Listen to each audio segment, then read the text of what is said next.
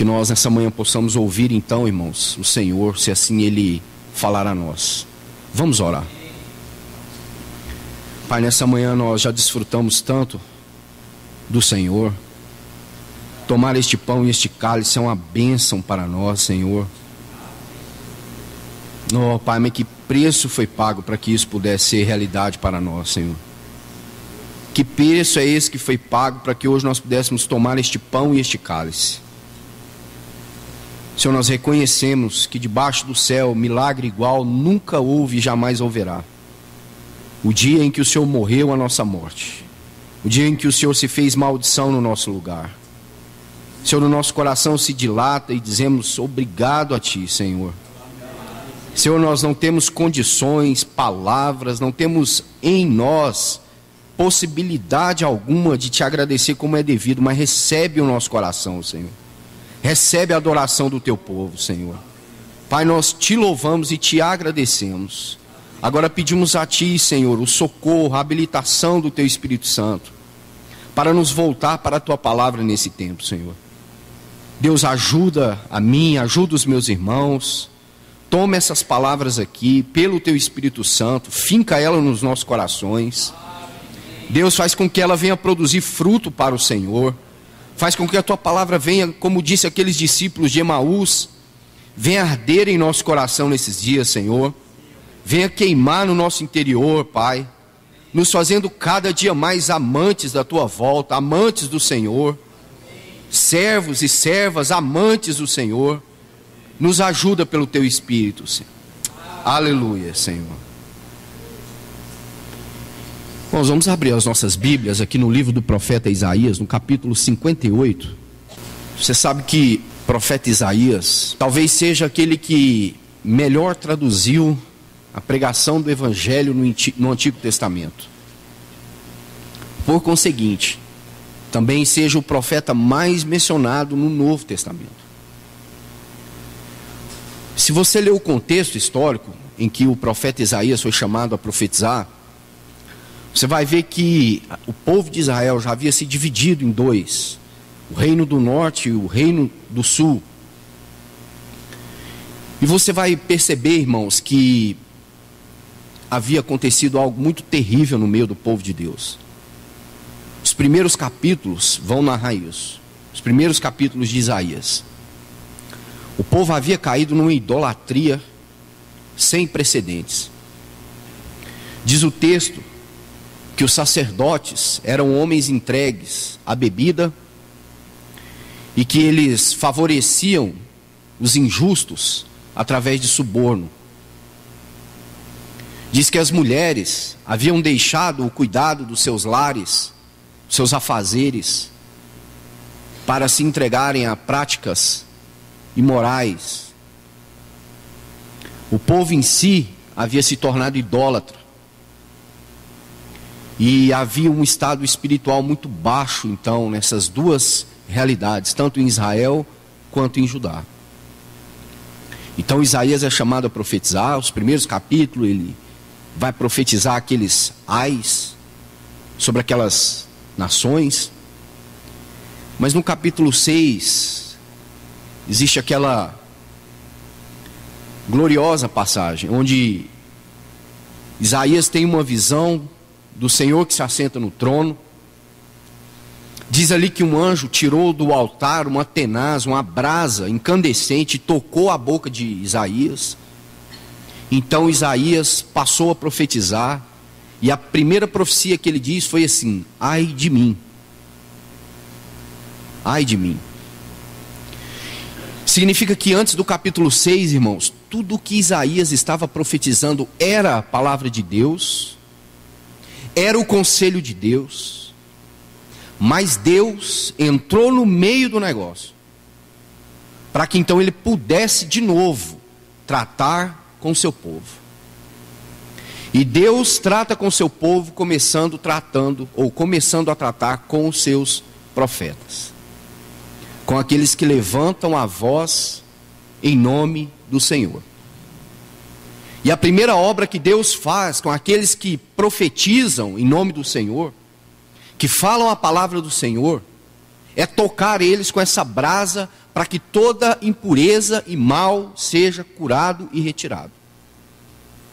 Em tempos de profunda crise espiritual, em tempos de profunda idolatria no meio do povo de Deus, a oração que nós devemos fazer é que Deus possa tocar com a brasa viva os seus profetas, aqueles que Ele tem chamado nesse tempo.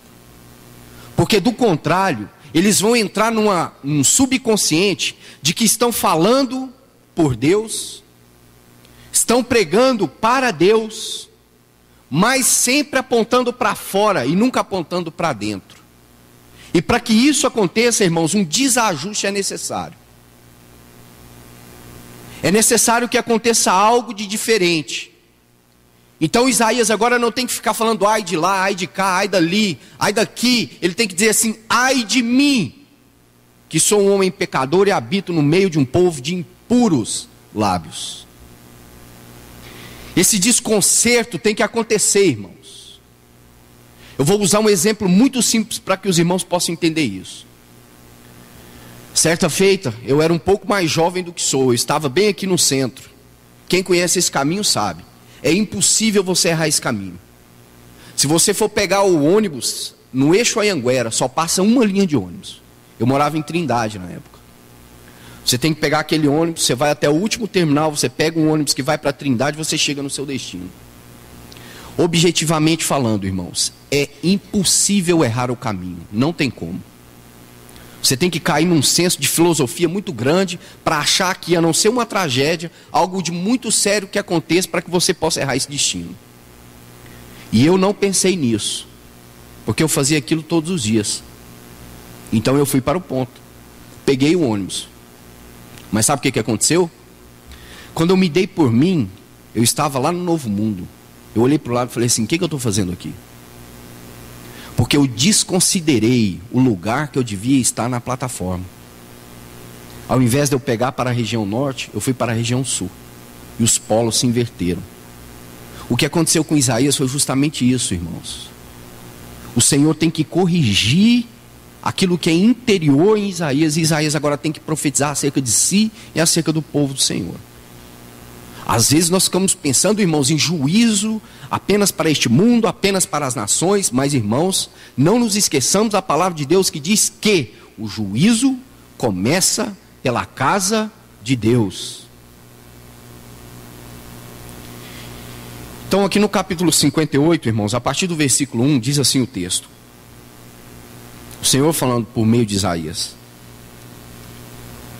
clama a plenos pulmões, não te detenhas, ergue a voz como trombeta, e anuncia a meu povo a sua transgressão, e a casa de Jacó seus pecados. Mesmo neste estado, ainda me procuram dia a dia, tem prazer em saber os meus caminhos, como povo que pratica a justiça e não deixa o direito do seu Deus. Perguntam-me pelos direitos da justiça, tem prazer em se achegar a Deus, dizendo: por que jejuamos nós e tu não atentas para isso? Por que afligimos a nossa alma e tu não o levas em conta? Eis que no dia em que jejuais, cuidais dos vossos próprios interesses, e exigis que se faça todo o vosso trabalho. Eis que jejuais para contendas e rixas, e para ferirdes com punho iníquo. Jejuando assim como hoje, não se fará ouvir a voz no alto. Seria esse o jejum que escolhi? Que um homem um dia aflige a sua alma, incline a sua cabeça como um junco, e estenda debaixo de si pano de saco e cinza? Chamaria tu isso jejum e dia aceitável ao Senhor? Porventura não é este o jejum que escolhi?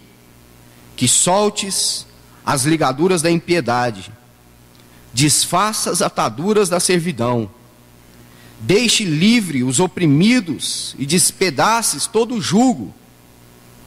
Porventura não é também que repartam o teu pão com faminto, que recolha em casa os pobres desabrigados, e se vires o nu, ou cubras, e não te escondas do teu semelhante.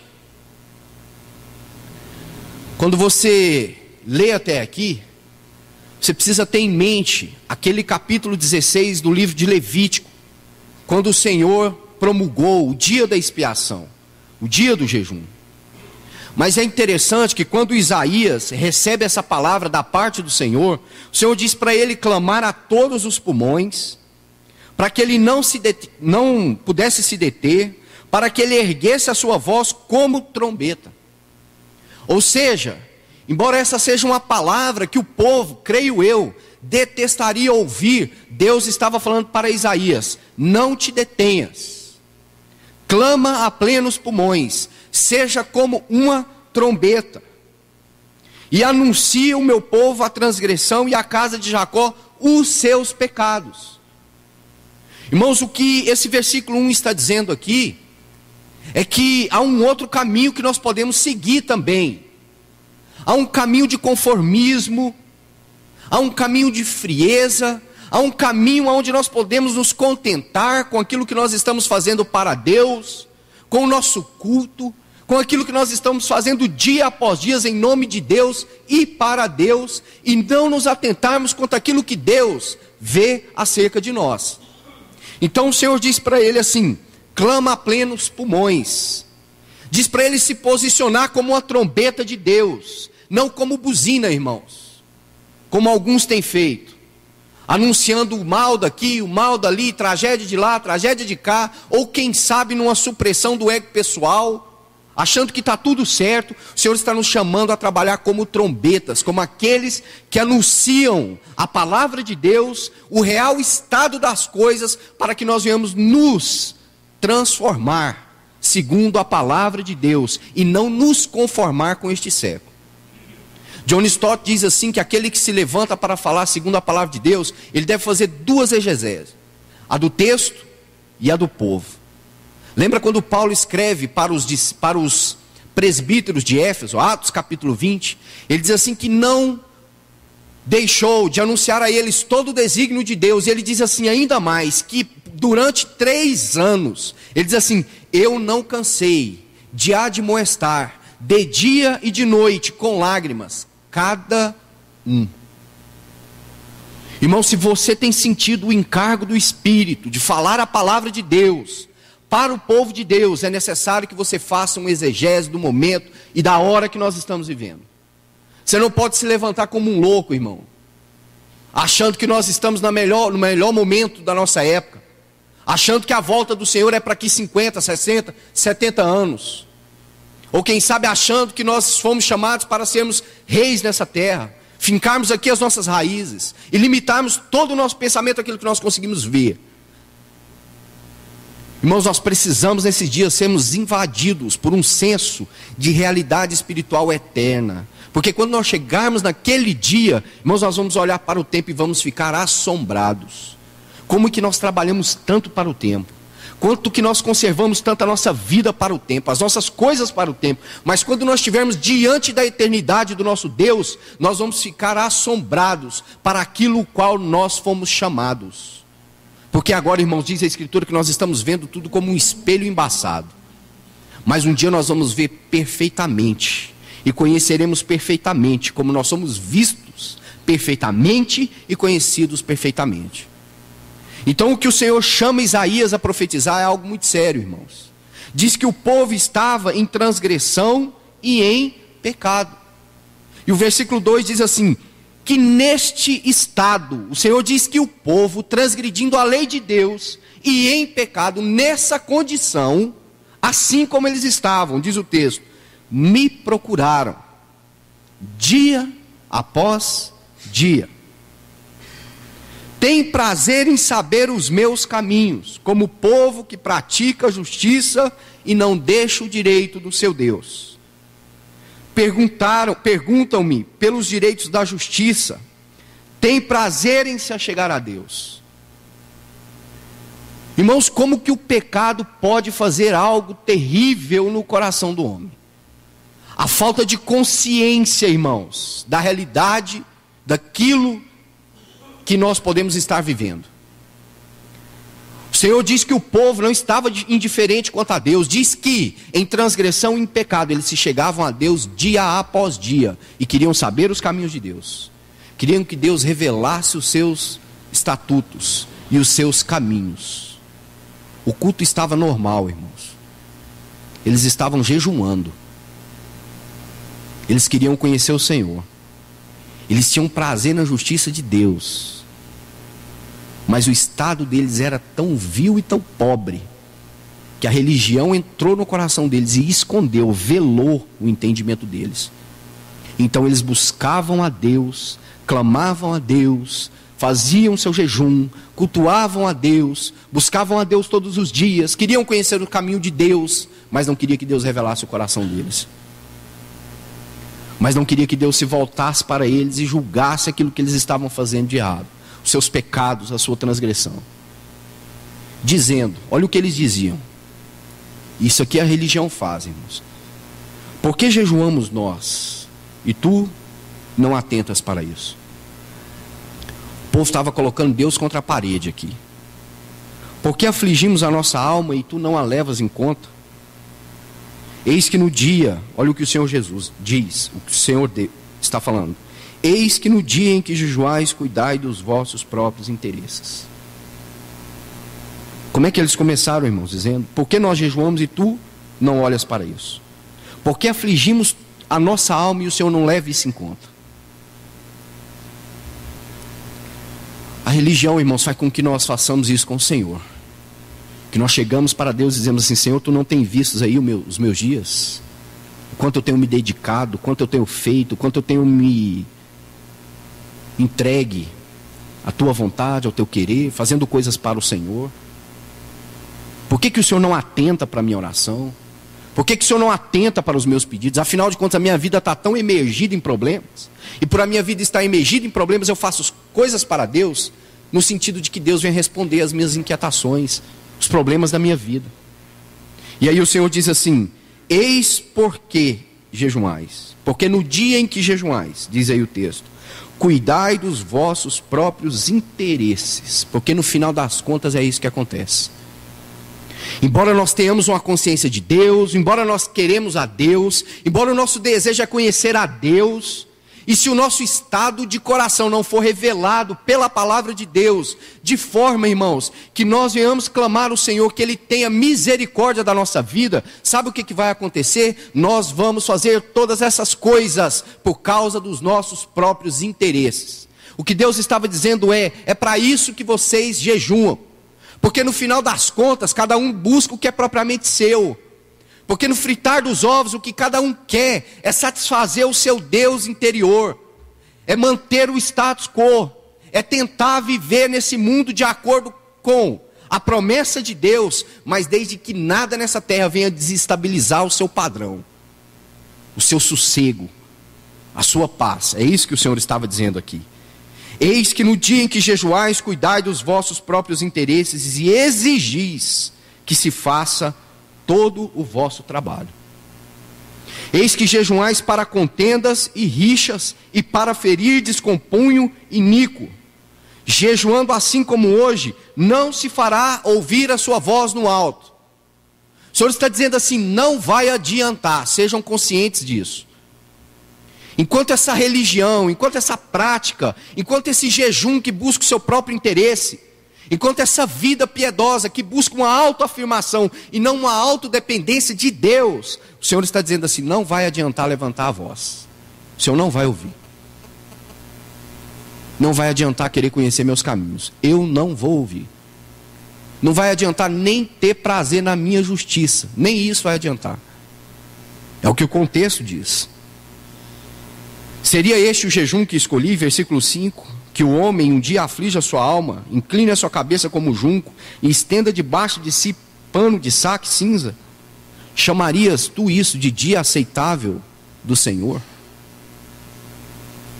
Porventura não é este o jejum que escolhi? Que soltes a ligadura da impiedade, que desfaças a atadura da servidão, deixe livre os oprimidos e despedace todo o jugo. Irmãos, jejum ou dedicação ao Senhor, que não quebre ataduras de transgressão no nosso coração, para nada serve. Irmãos, como povo de Deus nesse tempo, nós precisamos ter consciência do risco que nós estamos correndo. Irmãos, nós estamos ouvindo da parte do Senhor, alguns aqui há 17 anos, coisas que eu tenho consciência e vocês também têm, de que muitas comunidades aqui em Goiânia não conseguiram nem 1% disso. Eu conheço irmãos que estão sentados aqui nessa manhã, que reúnem aqui conosco, que se eles pegarem um microfone em qualquer congregação, em qualquer assembleia nessa cidade, e ministrarem a palavra de Deus, vai bastar para eles 20, 30 minutos, para que os irmãos caiam embasbacados, por causa de conhecimento. Mas o que nós precisamos, irmãos, é de homens e mulheres que estejam chorando diante do Senhor, clamando a misericórdia do Senhor, pedindo uma visitação do Senhor, quebrando julgos de transgressão e de pecado, de iniquidade na nossa vida. Irmãos, nos fazendo de fato trombetas nesse tempo, não pregadores do momento, irmãos, não pregadores tentados pela cobiça do povo. Lembra quando Paulo diz para Timóteo que no fim dos tempos os homens se cercariam de mestres segundo a sua própria cobiça? Porque hoje, irmãos, alguns têm falado a palavra de Deus de acordo com aquilo que as pessoas querem, de acordo com aquilo que faz sucesso na mídia, de acordo com aquilo que é popular. Irmãos, o que o Senhor está dizendo aqui é que existe uma prática cristã perniciosa, autenticada de espiritualidade por nós, achando que buscar a Deus, ter prazer na lei de Deus, ter conhecimento de Deus, sem ter o coração transformado por Deus, o Espírito Santo validará isso. Deus diz assim: não vai adiantar levantar a sua voz, é melhor que fique silêncio, é melhor que nós venhamos nos calar, é melhor que nós venhamos nos conscientizar, irmãos, porque nós precisamos pedir urgentemente, irmãos, porque o que o Senhor confiou a essa comunidade, a essa congregação, é algo grande demais, irmão. Mas sabe qual que é o grande problema? O problema é que nós estamos trazendo isso tudo para dentro de nós, e isso não sai de nós, irmãos. Sabe o que isso vai acontecer um dia? Nós vamos explodir. Lembra que o Senhor Jesus disse assim: a minha comida e a minha bebida consiste em fazer a vontade daquele que me enviou. Então ele soprou do seu Espírito sobre os discípulos. Irmãos, aquilo que você está recebendo é para que venha fluir através da tua vida. É para que você tenha um coração contristado na presença de Deus, tocado pela palavra de Deus, para que essa brasa queime o seu coração e você saia anunciar a palavra de Deus como trombeta, não como mais um, não como alguém que acha que vai dar certo, que no final é isso mesmo, mas como alguém que tem se posicionado pela verdade do Evangelho, custa que custar, até mesmo o seu próprio coração. Porque pregar isso, irmãos, não é bom para mim, não é bom para você, não é bom para ninguém. Só um tem desejo que o seu povo se santifique, se purifique, se arrependa nesse tempo do fim: o Espírito Santo. Porque diz lá em Efésios que ele vai buscar uma noiva sem mancha, sem mácula, nem ruga e coisa semelhante. Então um trabalho de purificação precisa começar agora, irmãos. Um trabalho do Espírito Santo, purificando a igreja, lavando a igreja. Cada vez mais é necessário que isso se intensifique nesses dias. Porque a salvação não é apenas para nós levantarmos a nossa mão, dizemos que aceitamos o Senhor e no fim nós cremos que o Senhor vai nos levar para o céu. Paulo diz assim: desenvolvei a vossa salvação. Como é que nós vamos desenvolver a salvação? Quanto mais eu conheço a Deus, quanto mais vejo quem Deus é, quanto mais a palavra de Deus me mostra o caráter santo, glorioso de Deus, mais eu vejo a maldade, a vileza, a transgressão do meu coração, mais o Espírito Santo me vivifica, a depender cada vez mais da misericórdia do Senhor. Nunca, irmãos, para me autoafirmar, mas sempre para que o Senhor venha fazer em mim o seu querer e a sua vontade. Versículo 7. Porventura não é também que repartas o teu pão com o faminto e recolhas em casa os pobres, desabrigados, e se vires o nu, o cubras e não te escondas do teu semelhante? Eu acho interessante esse versículo 7, porque ele nos aponta, como eu falei para os irmãos, o evangelista aqui, o profeta, ele é aquele que mais se assemelha, irmãos, aos escritos do Novo Testamento. E esse versículo 7 tem um chamado muito forte à justiça de Deus. Lá em Mateus capítulo 5, o Senhor Jesus diz assim: bem-aventurado os que têm fome e sede de justiça. Irmãos, nós fomos chamados a manifestar o caráter de um Deus justo. Justo. Sabe qual é a palavra que treme hoje no mundo? Justiça. O que todo mundo diz é: não há justiça. A justiça é falha, a justiça é cega, a justiça é parcial. Mas nós fomos chamados a manifestar o caráter de um Deus justo. Por isso, irmãos, quando você abre Hebreus capítulo 11, quando vai falar da galeria da fé, quando vai falar daqueles homens que viveram em fé, sabe qual é o nome que eles recebem ali? Não é crentes, não é evangélico, não é outro nome. Diz que eles são justos. Irmãos, a fé não forma crente, a fé forma justo. A religião é que forma crente. A fé faz com que eu e você possamos crer que Deus é justo. E porque cremos que Deus é justo, e porque o seu Espírito habita em nós, há em nós um senso de justiça, que clama que tudo que está desigual venha ter um caráter igualitário. É que nós não venhamos passar desapercebido aos santos, aos irmãos e àqueles que vêm até nós. Irmãos, e quando eu falo isso, muito cuidado, eu não estou aqui apenas com um texto para justificar boa vontade. Mas sabe de uma coisa? Esse pão que você tomou pela manhã aqui, ele é o pão da vida. E quantos vêm até você com fome, não do pão que mantém a vida biológica, mas do pão que nutre a vida espiritual, e ele não tem encontrado nada. Quantos vêm a nós, irmãos, e não recebem nada? Quantos dizem assim: irmão, tenho sentido um chamado de Deus para cooperar na África, mas o vizinho dele não sabe que ele é cristão. Irmão, tenho sentido um chamado do Senhor para ministrar lá no Nordeste, mas ele não consegue dar testemunho no seu condomínio. Ele não é trombeta de Deus nem para os seus, quanto mais para os de lá. Ó, irmãos, nós precisamos voltar para a palavra do Senhor esses dias e pedir que o Senhor venha fazer uma obra no nosso coração. Que o Senhor venha tirar, irmãos, essas ataduras de injustiça do nosso coração. Nós precisamos, irmãos, ouvir o Senhor, meditando na sua palavra e vendo aonde a injustiça tem se manifestado entre os nossos, para que nós venhamos ajudar, cooperar, repartir, servir na medida que o Senhor deu para cada um de nós. Irmãos, nós temos um trabalho social aqui. 2, temos o Projeto Vida. Eu sei que muitos aqui, por questões até mesmo de diretrizes, não podem ir ao Projeto Vida. Mas quantos conhecem, irmãos, o preço que é pago para que vidas sejam libertas? Nós temos um trabalho aqui de mantimentos, de cesta. Às vezes as irmãs têm que vir aqui na frente nos lembrar, irmãos. Irmão, traga o seu alimento. Sabe por que nós não lembramos? Porque a nossa barriga está cheia. Se você não tem fome, você não tem necessidade de repartir. Você não pode, não passa pela sua cabeça de que alguém está precisando.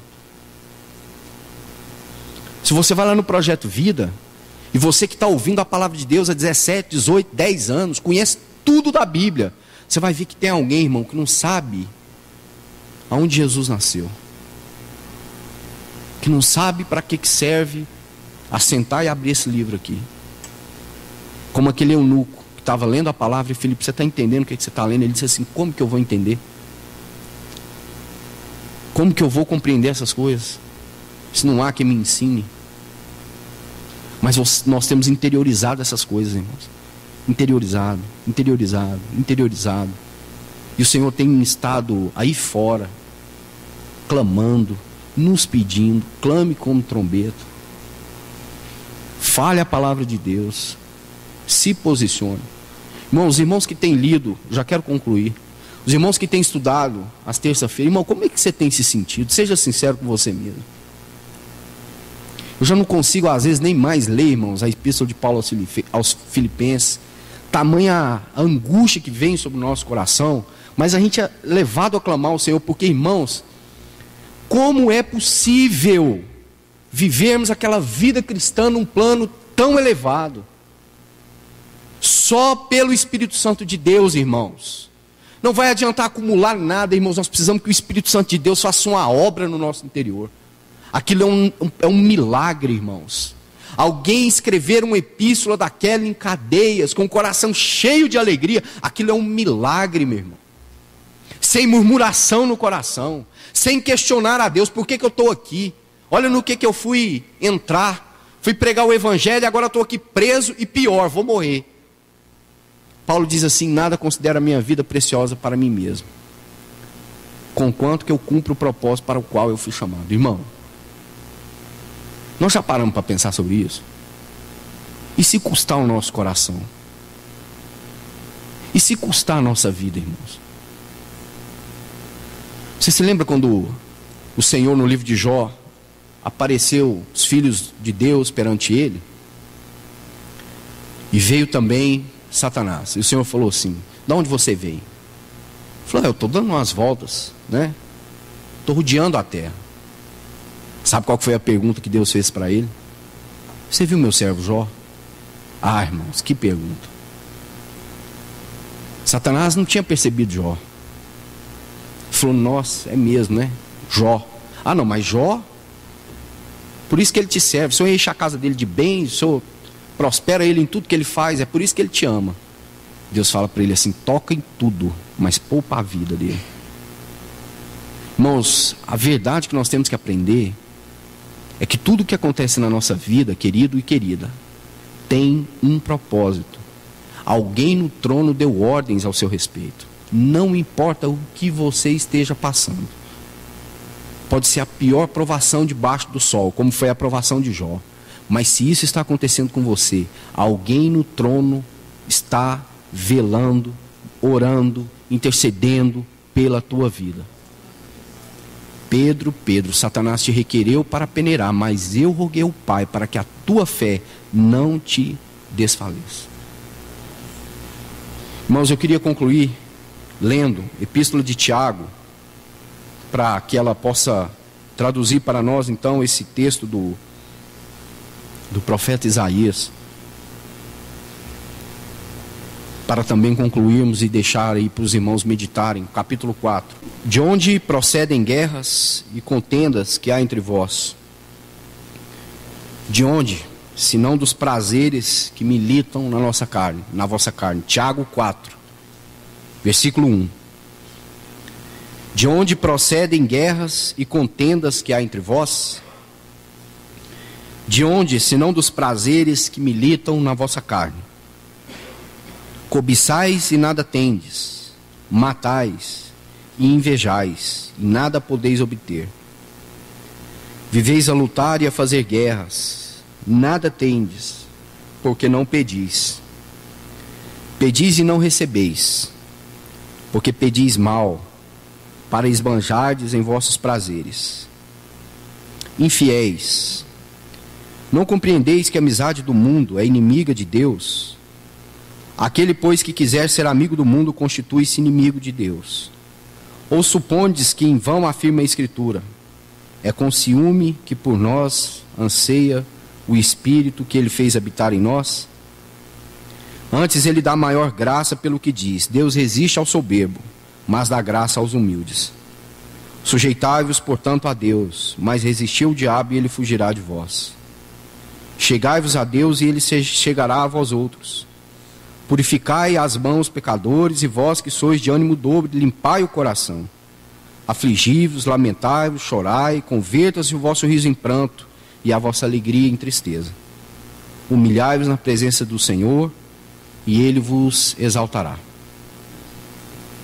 Irmãos, esse versículo 4 começa com essa expressão infiéis. Alguém aí tem uma versão que diz adúlteros? Sim, muitos, né? Interessante nós pensarmos nessa expressão, adúlteros. Porque Tiago diz que o Espírito Santo anseia por nós E Ele tem ciúme de nós. E Tiago está dizendo que, adúlteros, não compreendeis que a amizade do mundo é inimiga de Deus. Porque quando nós fazemos amizade com o mundo, quando nós nos associamos ao mundo, nós estamos cometendo adultério diante de Deus. Isso vai produzir filhos bastardos, filhos impuros. O que Tiago está dizendo, irmãos, é que nós podemos entrar numa associação tão plena com o mundo, que isso vai gerar filhos bastardos, malditos na presença do Senhor. Por isso ele diz essa expressão, adúlteros. E ele diz que nós devemos, versículo 7, sujeitar a Deus, resistir ao diabo e ele fugirá de nós. Chegar-vos a Deus, ele chegará para vós outros. Purificar as mãos, e os que são de ânimos dobre, limpar o coração. Irmão, se você ler aquele capítulo 58 de Isaías, quando o Senhor começa a fazer as promessas para aqueles que obedecem a sua palavra, lá no capítulo 6, quando o Senhor tocou Isaías com aquela brasa do altar, Isaías disse assim, o Senhor fez uma pergunta, a quem enviarei? E Isaías falou assim, eis-me aqui, envia-me a mim. Se você ler aquele capítulo, quando o Senhor faz as promessas para aqueles que andam segundo a sua palavra e segundo a sua vontade, diz o texto, que eles levantarão a sua voz e Deus dirá, eis-me aqui. Agora não é mais um eis-me aqui de nós para com o Senhor, mas é um eis-me aqui do Senhor para conosco. Irmão, você já passou pela sua cabeça isso? Já passou pela sua cabeça que você pode levantar a sua voz e o Deus de toda glória pode dizer assim, eis-me aqui? Já passou pela sua cabeça, irmãos, que pode subir um clamor do teu coração, do qual Deus não pode se silenciar? Que o Deus de toda glória, o Deus de todo louvor, o Deus de toda majestade, de toda santidade, dirá, eis-me aqui? Para isso, irmãos, é necessário que nós venhamos purificar o nosso coração, lavarmos as nossas mãos, para nos achegarmos diante do Senhor. Como este sangue tão maravilhosamente aponta, irmãos, para essa purificação, para essa redenção que há no nome de Cristo Jesus. Por isso que o escritor aos Hebreus diz que nós temos que ter ousadia para entrar, por causa deste sangue que foi derramado. Irmãos, que nesses dias nós vamos lavar o nosso coração neste sangue, purificar as nossas mãos neste sangue, para que nós venhamos levantar as nossas vozes e o Senhor possa ouvir o clamor do nosso coração, dizendo-nos claramente, eis-me aqui. A Bíblia diz que as ovelhas ouvem a voz do pastor. Irmão, você tem ouvido a voz do Senhor nesses dias? Seja sincero com você mesmo. Sabe aquela voz inconfundível? Sabe aquela voz que quando fala o seu coração enche, queima, transborda de alegria? Você tem ouvido essa voz nesses dias? Se nós não temos ouvido, irmãos, nós precisamos nos voltar para o Senhor, clamar a tua misericórdia, porque não vai adiantar, irmãos. Não vai adiantar nós amarmos a justiça de Deus, conhecer os caminhos de Deus. Não vai adiantar nós jejuarmos para o Senhor, fazermos coisas para o Senhor. Nós vamos precisar levantar um clamor pelo nosso coração. Vamos precisar nos voltar para o Senhor, para aquilo que o Senhor tem feito dentro de nós possa fluir como bênção para o Senhor, alcançando outros. Para que quando nós levantarmos a nossa voz, irmão, seja o Senhor falando. Pense isso, querido. Pense que você foi chamado para ser trombeta, atalai, arauto do Senhor. Portanto, meu querido, não perca a oportunidade. Não perca a oportunidade. Irmão, um cão ficaria magnificado se ele fosse chamado para anunciar essas coisas. Mas um anjo também ficaria maravilhado se ele tivesse sido chamado para anunciar essas coisas que a nós foram destinadas, concernentes a essa tão grande salvação. Mas sabe quem Deus escolheu? Eu e você. Para espanto de anjos, para espanto do inferno, Deus escolheu as coisas mais indignas dessa terra. para que a excelência do poder seja de Deus e não nós, para que o vaso não receba a glória, mas o conteúdo. Então Ele escolheu a você e a mim, então não perca a oportunidade.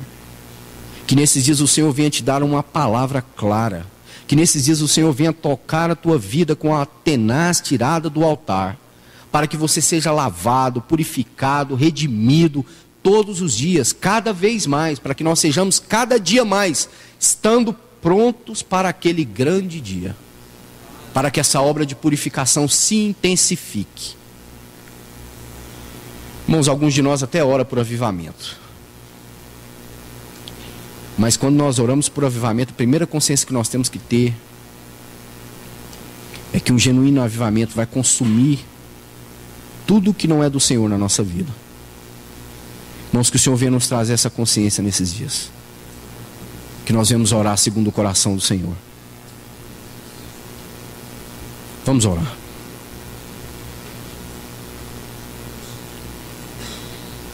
Pai, nessa manhã nós queremos voltar o nosso coração para o Senhor. Deus, com grande perigo nós temos vivido nesse tempo, de nos vermos cirandados por uma religião que não te agrada, por uma religião que não pode corresponder à vontade, o querer e o propósito do Senhor. O Senhor diz que o Senhor resiste o soberbo, mas concede ao humilde a sua graça.